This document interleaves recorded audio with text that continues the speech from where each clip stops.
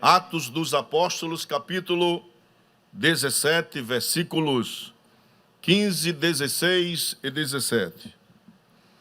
E os que acompanhavam Paulo o levaram até Atenas, e recebendo ordem para que Silas e Timóteo fossem ter com ele o mais depressa possível, partiram. E enquanto Paulo os esperava em Atenas, o seu espírito se agitava em si mesmo, vendo a cidade tão entregue à idolatria, de sorte que disputava na sinagoga com judeus e religiosos, e todos os dias na praça com os que se apresentavam. Quem diz amém? Amém. Glória a Deus. Se fosse facultada a oportunidade a qualquer irmão que aqui esteja, logo veria à nossa mente imagens recentes daquilo que nós sempre ouvimos e aprendemos, seja na escola, seja na faculdade, seja em um curso teológico, quando se trata em matéria de filosofia. Nós sempre ouvimos e sempre vamos ouvir o que a Grécia representou para o mundo. Eu quero retrospectar algumas coisas que nós pontuamos no capítulo 17. Nós falamos que a lida de Paulo, a viagem missionária da sua segunda viagem missionária desde lá de Filipos, no capítulo 16, que o varão da Macedônia aparece para Paulo em revelação e pede que ele passe a Macedônia para que possa ajudar a Macedônia. E Paulo logo parte e chega em Filipos, e nós já falamos o que acontece em Filipos, e uma das coisas que aconteceu lá em Filipos foi o que Paulo sofre por amor a Cristo. Paulo apanha, é algerizado, é ultrajado, humilhado, é colocado no cárcere para que isso sirva de exemplo para qualquer pessoa que quisesse fazer alguma agitação de qualquer forma. E ele apanha muito, é colocado no tronco depois de ser passado pelos lictores da cidade, ele e Silas, mas a Bíblia diz que eles oravam e cantavam louvores a Deus. A chama missionária do apóstolo, irmãos, não é parada com qualquer coisa. Como nós também, nós não podemos parar de caminhar para o céu por qualquer coisa. O crente, quando se converte a Cristo. O crente não está fundamentado em coisas efêmeras. A nossa confiança, a nossa base sólida é a palavra de Deus. Nós somos agora uma nova criatura. A nossa perspectiva transcendental é o céu. Nós estamos aqui, segundo Pedro, como peregrinos nesta terra, mas nós aguardamos novos céus e nova terra, aonde habita a paz, a justiça e o amor. Então a nossa visão ela é sempre transcendental, a despeito do que possa acontecer, de pandemia, de morte, de perseguição, de problemas, de tumultos, do que aconteça. Nós sempre estamos voltados para o céu. A nossa visão é sempre para frente. Eu disse aqui que David Livingstone perguntaram a ele até onde ele estava disposto a ir por amor a Cristo. Ele disse a qualquer lugar, desde que seja para frente. Então a nossa meta é sempre para frente, para cima. Nós não podemos voltar atrás. Jesus disse que aquele que pega no arado não pode mais voltar atrás. Então o nosso pensamento é adiante. Aí Paulo sai de Filipos, vai para Anfípolis, depois a Polônia. Em Tessalônica, como tinha a sinagoga, ele concentra o trabalho ali, Deus começa a tocar no coração das pessoas, o ciúme vem à tona dos judeus, e eles fazem uma perseguição contra o apóstolo. Ele tem que sair de Tessalônica e vai para Bereia. Eu falei que Bereia distava 72 quilômetros da Via Ignácia, era mais distante do que estas cidades costeiras da via. E ele vai para Bereia. Quando chega em Bereia, encontra um povo mais civilizado, um povo que está voltado mais a ouvir, de aprender a palavra de Deus, de um povo que prestava atenção e conferia, não para criticar, mas conferia para ver as coisas, fazer a comparação daquilo que Deus falou desde o Éden, no Gênesis, até o momento das Escrituras, daquele momento, todo o Velho Testamento. Então, eles são mais categóricos, eles são mais perspicazes naquilo que estão aprendendo. Eles aprendem, guardam. Muitas mulheres de destaque na sociedade se convertem ao Senhor. Aí os judeus estão em Tessalônica, ouvem, ficam sabendo do que Deus está fazendo em Bereia. Aquela turma sai de Tessalônica, vai para Bereia, para tumultuar a obra do Senhor, mas não adianta. Eu falei que quanto mais perseguição contra a igreja do Senhor, Deus coloca fogo na igreja e o nome do Senhor é glorificado e as portas do inferno não prevalecem contra a igreja do Senhor. Glória a Deus. Glória a Jesus. Obedecendo uma ordem do próprio Cristo de quando em uma cidade houver perseguição, houver tumulto, violência, saia da cidade e vá para outra cidade. Não por covardia, não por medo, mas por cuidado com a obra do Senhor. Não adianta, a obra ela vai tomar conta de tudo, irmãos, não adianta. Deus está no controle de todas as coisas. Ele deixa Timóteo e Silas em Bereia. Os irmãos à noite pegam Paulo e o conduz para ir para Atenas. O bandeirante do evangelho, o maior bandeirante, irmãos, ele vai pisar na terra dos intelectuais, dos grandes filósofos, dos luminares do saber. E Paulo tem uma missão de pregar a Cristo e este ressuscitado. Ele vai pregar a Cristo e a ressurreição. Quando ele chega em Atenas, todos nós, quando ouvimos falar de Atenas,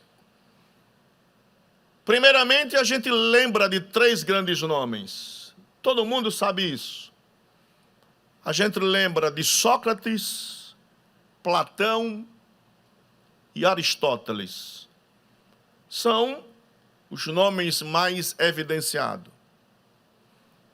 E por que Deus permite que o evangelho vá para uma terra pagã, uma terra idólatra, uma terra em que o que conta é o saber humano? Mas Deus, irmãos, ele tem propósitos com todo mundo. Deus não faz acepção de pessoas. Sem falar em outros nomes, Sófocles, Aristófanes, Pitágoras, Eurípedes, Fídias, o grande escultor lá do templo de Atenas. Paulo pisa na cidade. E ele poderia ficar muito vislumbrado com o que contempla na cidade. Para ter uma ideia, Plínio e Pausânias vai dizer que existiam mais de 30 mil ídolos em Atenas. É muita coisa, irmãos. Eu já falei aqui que um dia encontraram Diógenes nas ruas, com uma lanterna na mão. E perguntaram para ele, meio-dia, sol a pino, e perguntaram para ele, o que você procura? Ele disse, eu estou procurando um homem, porque tinha mais deuses do que homens. Plínio diz que existia uma rua em Atenas que do lado e do outro tinha um busto nas portas das pessoas de Hermes. Então, a cidade mergulhada na idolatria. E não é somente os ídolos. É o que está por trás disso tudo aí. Então, não somente fazer uma estátua de um ídolo. É o povo estar sob a influência dos ídolos. Lá tinha ídolo para Esculápio, para Poseidon, para Atena, Deus Atena, para Hera, para Minerva. Tinha Deus para todo mundo, para todo gosto. Apolo era o padroeiro da cidade de Atenas. As pessoas faziam orações aos ídolos. As pessoas se curvavam diante dos ídolos. No versículo 16 diz assim: e enquanto Paulo os esperava em Atenas, o seu espírito que se agitava em si mesmo. A versão King James diz que profundamente ele ficou angustiado. A NVI diz que ele fica indignado. A NTLH ficou revoltado. A edição Ave Maria diz que seu coração encheu-se de amargura. E o verbo que Lucas usa para expressar a agitação de Paulo é um verbo que vai buscar nas entranhas mais profundas a indignação com aquilo que Paulo vê em Atenas. Aí eu me pergunto, e eu lhe pergunto nesta noite, qual é o nosso sentimento agora, neste momento, diante da idolatria que o mundo vive hoje? Qual é o nosso sentimento? E tem mais, irmãos. Aí você pode dizer, mas nós não vemos tantos ídolos na cidade. Quando Martinho Lutero, no Catecismo Maior, interpretando Êxodo capítulo 20, versículos de 1 até o versículo 5, a parte A, que diz assim um texto: e Deus falou todas estas coisas. Eu sou o Senhor, o teu Deus, que te tirou do Egito, da terra da servidão. Não terás outros deuses além de mim. Não farás para ti nenhum ídolo, nenhuma imagem de qualquer coisa no céu, na terra ou nas águas debaixo da terra. Versículo 5, a parte A.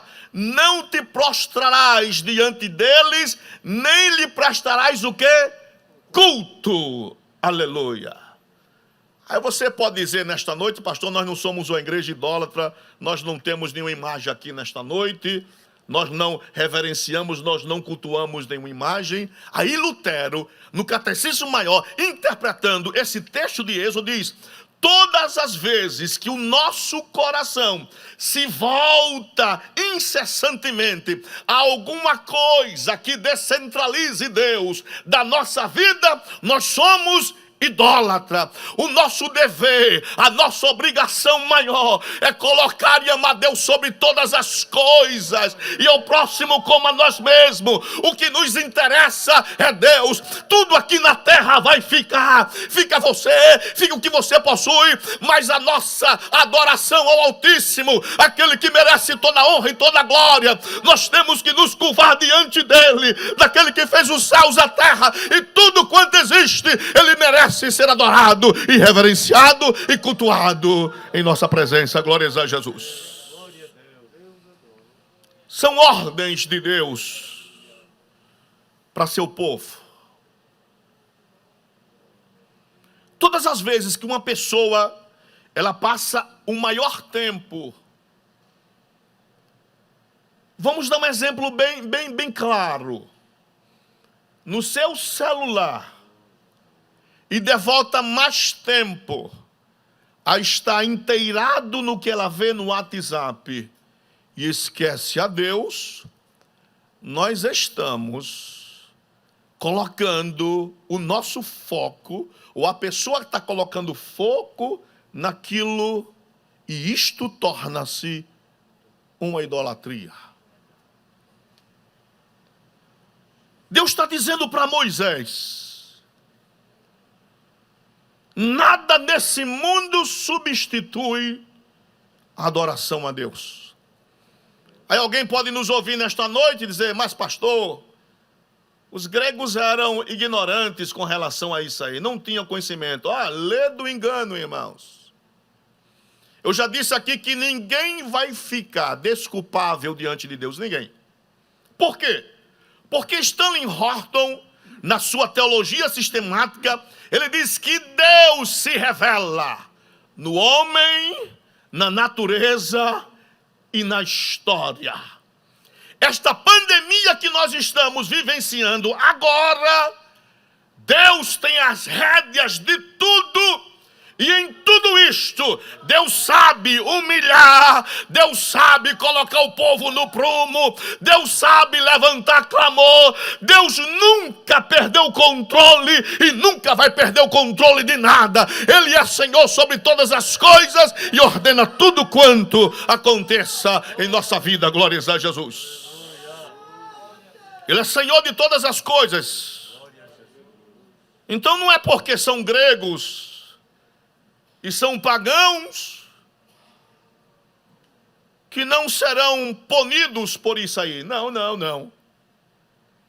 O próprio Paulo, quando escreve aos Romanos, a sua grande epístola, no capítulo 1, versículos 18 a 25, vejamos o que Paulo fala.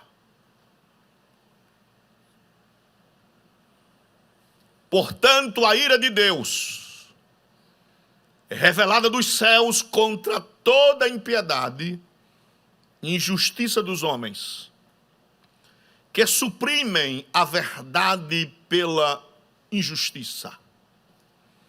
Pois o que de Deus se pode conhecer é manifesto entre eles, porque Deus lhes manifestou. Pois desde a criação do mundo, os atributos invisíveis de Deus, seu eterno poder e sua natureza divina, têm sido vistos claramente, sendo compreendido por meio das coisas criadas, de forma que tais homens são que? Indesculpáveis. Porque tendo conhecido a Deus, por esta revelação natural, não glorificaram como Deus, nem lhe renderam graças, mas os seus pensamentos tornaram-se fúteis, e o coração insensato deles obscureceu-se. Dizendo-se sábios, entendidos, tornaram-se o quê? Loucos. E trocaram a glória do Deus imortal por imagens feitas segundo a semelhança do homem, mortal, bem como de pássaro, quadrúpedes e répteis.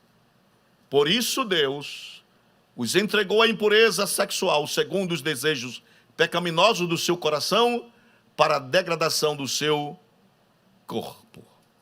Não dá para dar amém, dá? Não.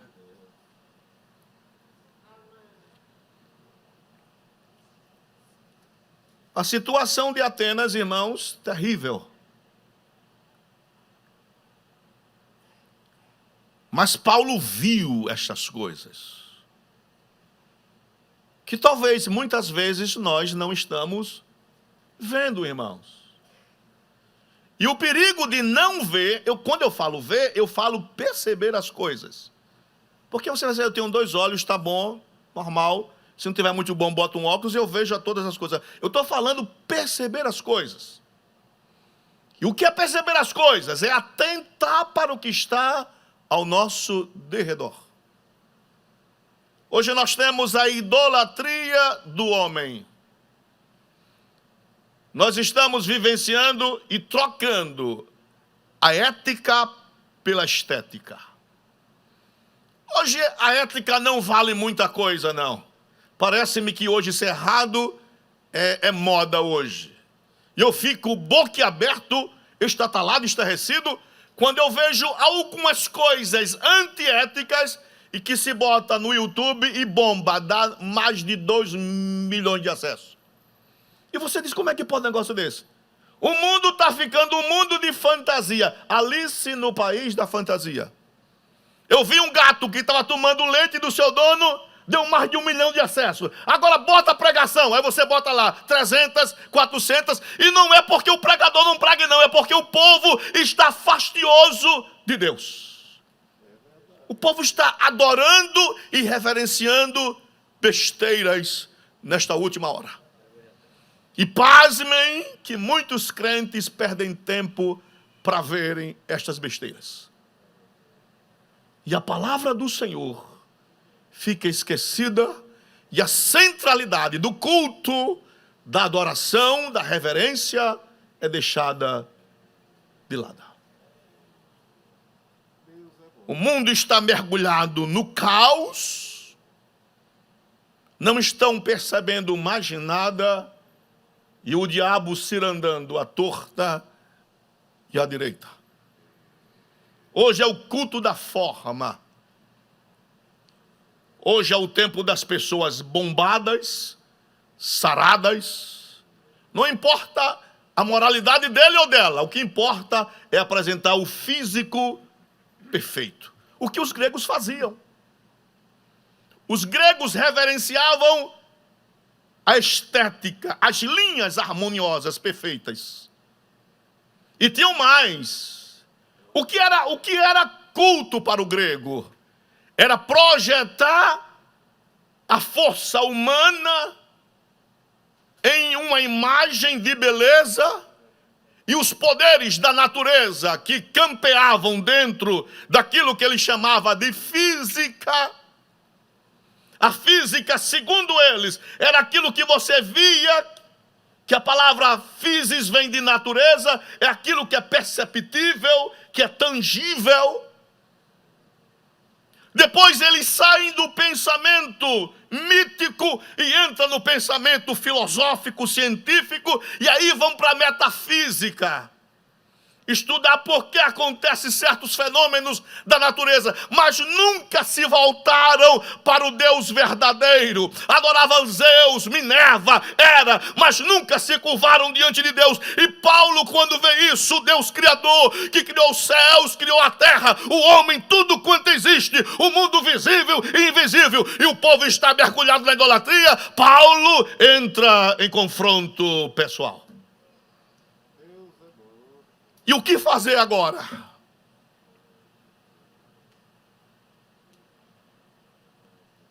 Lá em Mateus capítulo 10. Desculpe-me, capítulo 9, versículo 35 e 36. Mateus capítulo 9, 35 e 36. Jesus ia passando por todas as cidades e povoados, ensinando nas sinagogas, pregando as boas novas do reino e curando todas as enfermidades e doenças. Versículo 36. Ao ver as multidões, teve compaixão delas, porque estavam aflitas e desamparadas, como ovelhas sem pastor.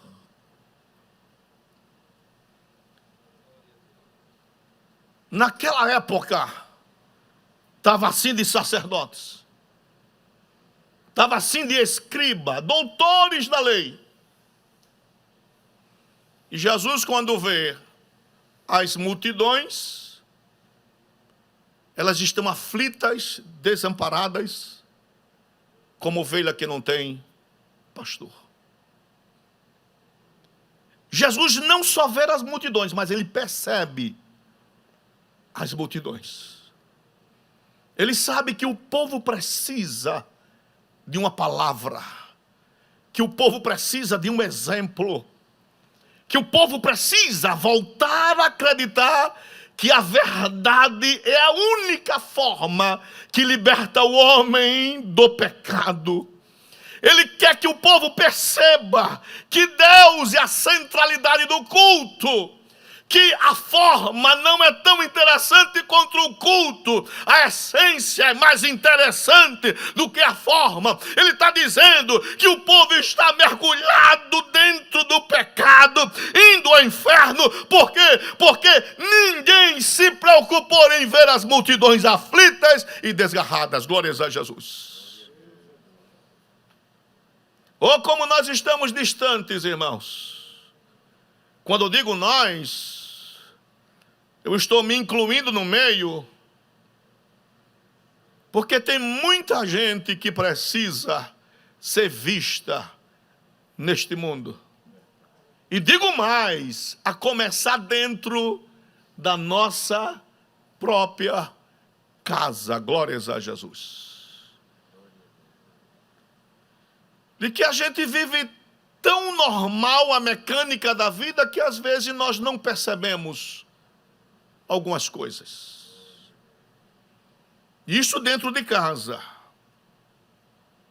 Quantas vezes, pastor Augusto, pastor Carlos, pastor Paulo, pastor Hermengardo, pessoas nos procuram para dizer que está dentro de casa, arrodeado dos familiares, e estão sozinhas dentro de casa. Que não tem diálogo, que não tem amor. Você na sua casa que tem amor, que tem diálogo, levanta as mãos para os céus e agradeça a Deus. Porque todos os lares não são assim. É muito bom fazermos um referencial com a nossa família, e a gente muitas vezes é crítico com o outro, porque o outro não é igual a gente. Mas ele não sabe o que se passa na outra família. De pessoas que precisam ser vistas, notadas. E quantos filhos queriam viver em um lar que não é o dele, porque no outro lar eles verem, percebem que lá tem amor, tem aconchego, e na sua própria casa não tem. Quantas mulheres que vê certos casamentos que desejou que na sua casa, com seu esposo, com seus filhos fosse assim, e não é desta maneira. Nós precisamos voltar a ver essas coisas, irmãos. Às vezes nós sentamos do lado do irmão e nem sabemos o que se passa na vida do outro. A gente só vai conhecendo as coisas quando a gente começa a se ver um ao outro, de conversar um com o outro. A gente vai saber que o outro tem problema disso, problema naquilo, que é cardíaco, que está com problema de CA, que está com aquilo outro, que tem problema com o filho nas drogas, que tem problema com o esposo que está no alcoolismo. Mas se ninguém conversa, se ninguém troca uma ideia, ninguém sabe de nada. Mas Jesus, ele passa, e não somente passa, mas ele percebe na multidão que tem muita gente aflita e desamparada no meio da multidão, que precisa ser ouvida. Eu dirigi uma igreja que tem uma irmã que toda quarta-feira era o mesmo assunto, pastor, assim, e eu parava, o irmão perguntou, pastor, o senhor não se cansa não de ouvir a mesma ladainha toda quarta-feira? Irmão, a irmã precisa ser ouvida, e aquilo para ela era um desabafo, e se eu não ouço, era terrível para ela, porque eu era o seu pastor, e ela, toda quarta-feira, eu já sabia do começo ao fim que ela ia dizer, e eu ouvia toda quarta-feira ela. Mas um dia, ela veio congregar conosco aqui no Farol depois, e foi acometida de um CA. E eu contemplei um dia na secretaria, ela foi na minha sala, já magra, já cansada, tinha perdido os cabelos, e ela disse para mim, confessou para mim, meu pastor, eu quero lhe agradecer os momentos que o senhor parou para ouvir a minha história. As pessoas precisam ser ouvidas.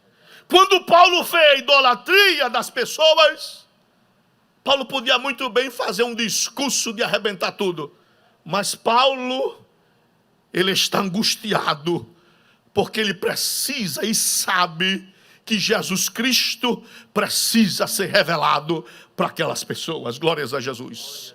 Que não são estátuas, que não são deuses, que não é a força da natureza que interessa. O que interessa é conhecer Jesus Cristo, que é Senhor de nossas vidas e o grande libertador de nossas vidas. Glórias a Jesus. Paulo não perde tempo, irmãos.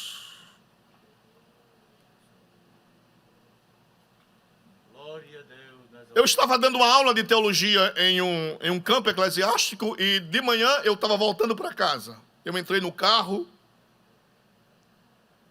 duas garotas sentou.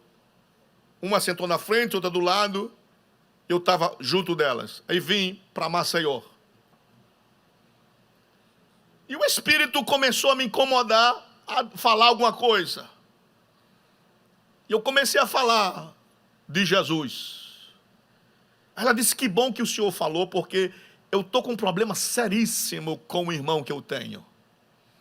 O irmão sentiu umas dores de cabeça, foi ao médico e teve que ficar hospitalizado. E a família está passando momentos difíceis como isso aí. E eu preguei, falei de Jesus. Passou-se o tempo, depois eu estou dando aula, voltei, peguei outra vez o carro de volta com essa pessoa.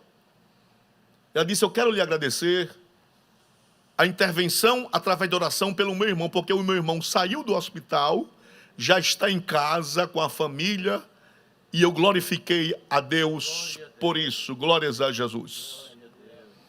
Paulo está impulsionado por Deus a falar em Atenas da idolatria que ele viu naquela cidade. Versículo 17.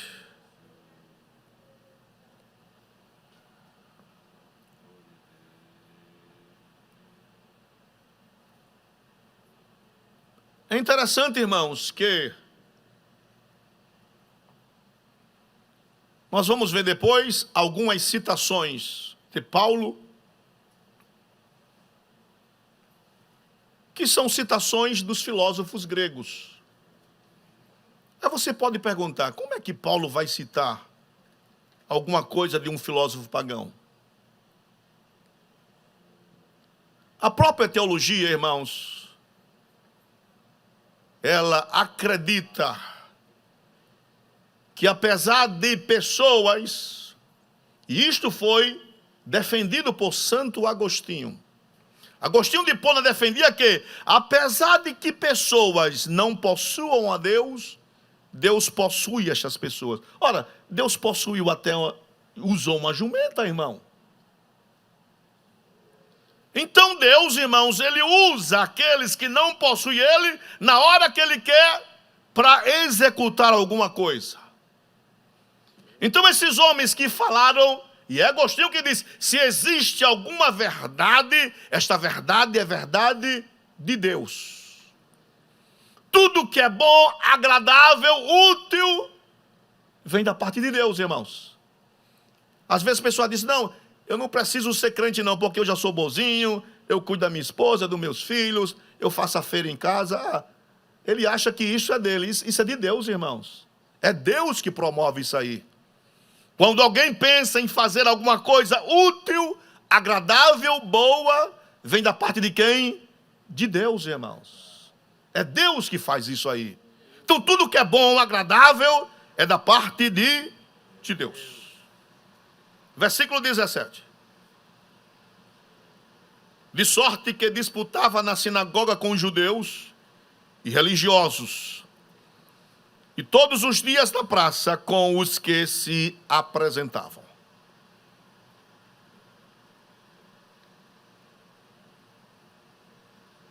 Quando Paulo viu os ídolos,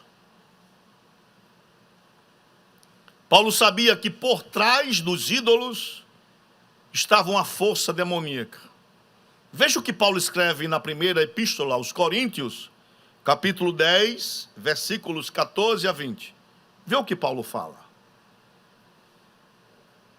Por isso, meus irmãos, amados irmãos, fujam de quê? da idolatria. Eu quero só parar aí. Se nós não tivermos cuidado, irmãos, nós iremos idolatrar alguma coisa. Vamos idolatrar. E você pergunta, posso? E acontece? Pode acontecer. Você idolatrar um filho, idolatrar o esposo, idolatrar ao que você ganha. É você centralizar o seu foco naquilo ali. O nosso amor a Deus tem que ser acima de todas as coisas. O meu foco tem que ser Deus. A minha visão tem que ser Deus, irmãos. Se o mundo compreendesse que nós temos que dar prioridade a Deus, o mundo seria outro mundo, irmãos. Aí Paulo continua. Estou falando a pessoas sensatas. Julguem vocês mesmos o que estou dizendo. Não é verdade que o cálice da bênção que abençoamos é uma participação no sangue de Cristo, e que o pão que partimos é uma participação no corpo de Cristo? Como há somente um pão, nós que somos muitos, somos um só corpo, pois todos participamos de um único pão. Considere o povo de Israel, os que comem dos sacrifícios, não participam do altar? Portanto, o que estou querendo dizer, será que o sacrifício oferecido a um ídolo é alguma coisa, ou o ídolo é alguma coisa? Não, quero dizer que o que os pagãos sacrificam é oferecido aos demônios e não a Deus.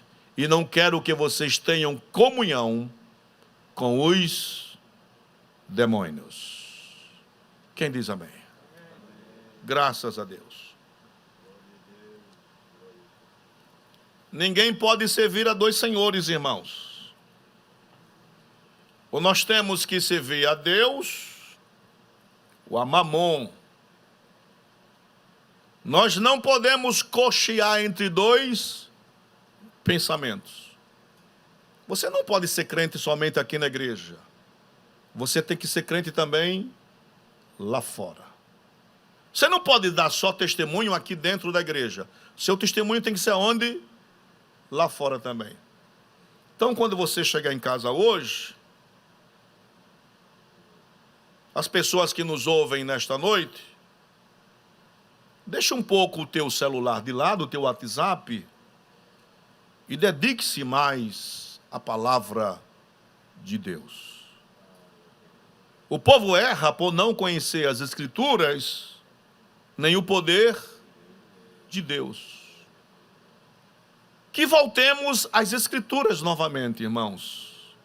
Que leiamos a palavra de Deus. Que nós não leiamos somente no culto, à noite, ou na escola bíblica dominical. Que você leia a sua palavra também na sua casa. Que você ame esta palavra, que é bússola, que é orientação para você, que lhe livra de certas coisas que podem acontecer na sua vida, que é lâmpada para os seus pés e é luz para o seu caminho, que evita que você caia no buraco, no precipício. Se você comer a palavra, como eu falei na sexta-feira passada, a palavra vai lhe nutrir, vai lhe dar força. Você vai extrair vitaminas da palavra de Deus. Você vai ficar robustecido com a palavra do Senhor. A palavra vai ser digerida por você. E quando você digere a palavra, você encontra força para vencer esse mundo tão terrível. Você encontra forças para que você vença Satanás, que você vença as tentações. E se você ficar voltado somente ao teu celular, ao teu WhatsApp, você vai perder as benesses e as maravilhas da palavra de Deus. Glórias a Jesus. Paulo, como de costume, vai para a sinagoga dos judeus. E essa disputa aqui não é fazer briga, irmãos. Não é disputar no sentido de medir forças. Não. Paulo não está mostrando conhecimento para os judeus. Paulo não quer briga com os judeus. Paulo quer mostrar para os judeus que eles é o povo da promessa, que eles rejeitaram o Messias. Como a igreja, que também é um povo zeloso e de boas obras. Eu já falei aqui que nós somos privilegiados.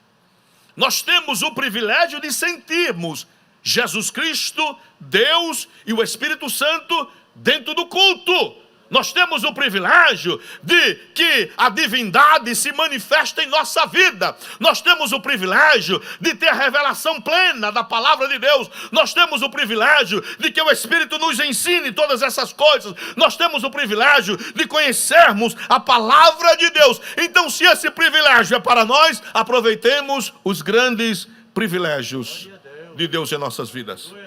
Paulo quer mostrar para os judeus que eles estão perdendo privilégios. Que a sinagoga que estava em Atenas não estava surtindo efeito em nada. O pastor contou aqui que um pastor nos Estados Unidos, na igreja dele numa quadra, ele sempre pregava na semana e no domingo à noite. E ele percebe que tem poucas pessoas na igreja. E ele se encuca porque 2 quadras depois tem um grande circo e todas as tardes e noites ficava apinhada de pessoas. Aí o pastor disse, eu estou pregando aqui a palavra e o povo está enchendo lá no circo. Aí ele foi falar com o dono do circo. Eu queria saber por que que eu estou pregando a palavra e tem pouca gente e o circo está cheio. Ele disse, é porque o senhor prega a verdade como se fosse mentira e nós estamos falando de mentira como se fosse verdade. Os irmãos já viram aquele rapaz que fica lá no mercado, vendendo para isso, vendendo para aquilo, e faz fila às vezes, faz. Tem vezes que não faz não, mas as pessoas vão atrás disso e daquilo. Quando nós devemos pregar a palavra, nós temos que fazer finca-pé na palavra. Esta palavra é verdade, esta palavra liberta, esta palavra cura, esta palavra edifica, esta palavra salva. Isto aqui, irmão, é a palavra de Deus, revelada plenamente e verbalmente. Glórias a Jesus. Uma palavra que transforma, que muda o mais vil pecador. Quando você falar da palavra, fale com ousadia. Você que me escuta nesta noite, esta palavra tem poder de transformar a tua vida, porque esta palavra fala de Jesus Cristo, o Filho de Deus, que morreu pelos nossos pecados e que transforma o mais vil pecador. Glórias a Jesus. É a palavra de Deus. Essa palavra tem que ser pregada com ousadia, com coragem. E Paulo está disposto a pregar esta palavra com ousadia nas sinagogas dos judeus. Que a princípio não teve nenhum efeito, mas daqui por diante, Atenas vai conhecer quem é Jesus Cristo e o que é a ressurreição que promoveu em nossas vidas, e o nome do Senhor há de ser glorificado na vida dos atenienses. Glorificado seja o nome do Senhor para todo sempre. Quero lhe convidar para ficar de pé nesta noite, glorificando o nome do Senhor. Você que nos ouve, você tem a oportunidade e o privilégio de entregar a sua vida para Cristo. Tem 2 WhatsApps. Um é para que você possa pedir orações para você mesmo, em seu favor, de um problema, de uma enfermidade, de uma angústia que você está passando.